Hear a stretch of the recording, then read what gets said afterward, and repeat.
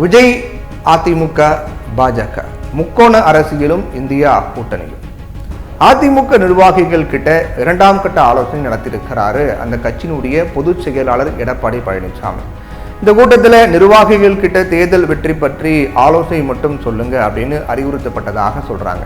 அப்படின்னா மாவட்ட செயலாளர்கள், முன்னாள் அமைச்சர்கள், வேட்பாளர்கள் தேர்வில் பின்னடைவு அப்படின்னு எந்த விஷயத்தையும் பேசக்கூடாது அப்படிங்கிறதான் அர்த்தங்கிறத புரிஞ்சு கொண்டாங்க. எடப்பாடி பழனிசாமியை பொறுத்த வரைக்கும் ஒரு விஷயத்துல தெளிவா இருக்கிறதா தெரியுது. என்ன விஷயம்னா, எம்ஜிஆர் ஜெயலலிதாவுக்கு அடுத்ததாக தானே பொதுச் செயலாளர் என்பது மட்டும்தான் முக்கியமே தவிர ஆட்சி அதிகாரம் பற்றி கவலை இல்லை அப்படிங்கிறதா அது அப்படிங்கிறாங்க அதிமுக நிர்வாகிகள். கருணாநிதி சந்திக்காத தோல்வியா, ஜெயலலிதா சந்திக்காத தோல்வியா? ஏன், எம்ஜிஆரே 1980ஆம் ஆண்டு நடந்த மக்களவைத் தேர்தலில் தோல்வியடைந்தார். அதனால கட்சி தான் முக்கியம், திமுகவுக்கு மாற்று அதிமுக தான்.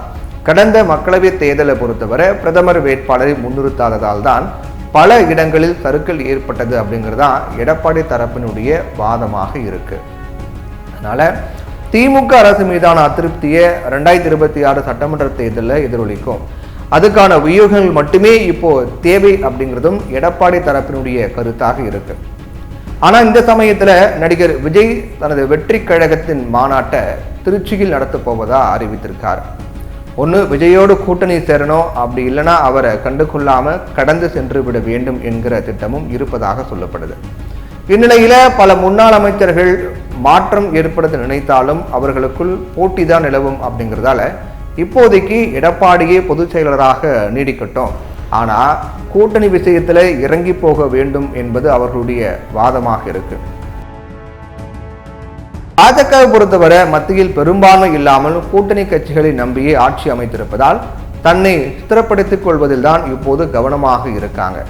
தேர்தலில் நாங்கள் 3வது முறையாக தேர்வு செய்யப்பட்டு விட்டோம் அப்படின்னு பிரதமர் மோடி சொன்னாலும் தேர்தலில் பின்னடைவு ஏற்பட்டதை மனதில் வைத்தே தன்னுடைய கட்சி நிர்வாகிகளுடனும் பாஜக ஆளும் மாநிலங்களின் முதல்வர்களுடனும் ஆலோசனை நடத்தி வராரு. மேலும் ஜார்க்கண்ட் மாநில சட்டசபை தேர்தலில் 11 இடங்களில் போட்டியிட்டு இருப்பதாக பீகார் முதல்வர், அதாவது 11 இடங்களில் போட்டியிட்டு இருப்பதாக பீகார் முதல்வர் நிதிஷ்குமாருடைய ஐக்கிய ஜனதா தளம் அறிவிச்சிருக்காங்க. ஜார்க்கண்ட் மாநிலத்தில் காங்கிரஸ் ஜார்க்கண்ட் முக்தி மோர்ச்சாவுக்கு வலுவான மாற்று கட்சியாக பாஜக இருக்கும் நிலையில ஐக்கிய ஜனதா தளம் அம்மாநிலத்தில் கால் பதிக்க முயற்சிப்பதை பாஜக தலைவர்களால் ஏற்க முடியலையா? ஆனாலும் மத்தியில் பாஜக கூட்டணி ஆட்சிக்கு ஐக்கிய ஜனதா தளத்தின் ஆதரவு தேவை என்பதால் அக்கட்சி தலைவர்கள் நிதிஷ்குமாரை விமர்சிக்க முடியாமல் தத்தளிக்கிறாங்க அப்படின்னு ஊடக செய்திகள்லாம் சொல்லுது. இந்த தேர்தலில் பாஜக 63 இடங்களை இழந்து தனி பெரும்பான்மை பெற முடியாமல் போனாலும் அக்கட்சியின் வாக்கு சதவிகிதம் 0.8 விழுக்காட மட்டுமே குறைஞ்சிருக்கு. அதுலேயும் இந்த தேர்தலில் 68.97 லட்சம் மக்கள் பாஜகவிற்கு கூடுதலாக ஓட்டு போட்டிருக்காங்கிற தரவு அதிர்ச்சி அளிக்கக்கூடியதாக இருக்கு.